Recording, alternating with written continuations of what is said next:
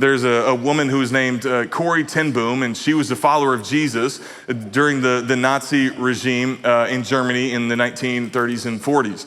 And her family decided to harbor Jewish people in their homes. And they did that. They were able to protect a number of different people until they were found out and then sent to a concentration camp. Now, as she and her sister were sent to this concentration camp, she was able to smuggle in 2 Bibles, one for her and one for her sister. But as she got there, she and her sister were both sent to the same barracks, and she could not believe the condition of the barracks when she walked in. Because while she didn't have high hopes, she walked in and immediately was just overrun with fleas. From head to toe, fleas everywhere. Like, it was just absolutely disgusting in those sleeping quarters. Even as she's sleeping, just has fleas on her all the time. It was just an absolutely awful place to be in. But she and her sister, with those 2 Bibles that she had smuggled in, they decided they were going to start leading a Bible study. So twice a day in those barracks, those flea-infested barracks, they started leading Bible studies and proclaiming the gospel boldly to these Jewish women in this concentration camp. But then an amazing thing happened. In a camp designed for death, God started bringing women to life. And they started placing their faith in Jesus Christ.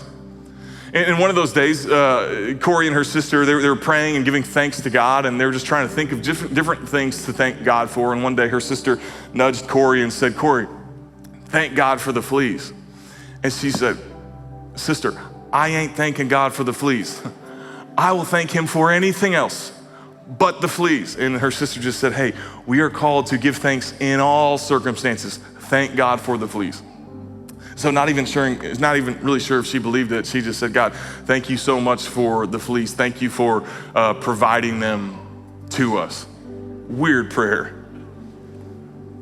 Shortly thereafter, they realized something. They overheard something.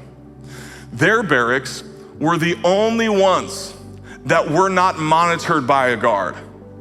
Every single other one had guards actively monitoring the situation in those sleeping quarters, but theirs. The guards were so disgusted and so repelled by the fleas that they wouldn't even step foot in the barracks because of the fleas. And because of the fleas, Corrie and her sister got to proclaim the gospel. And because of the fleas, these women went from death to life. So one day, you and I will get to heaven and we'll meet these women who are there because of the fleas. It's crazy.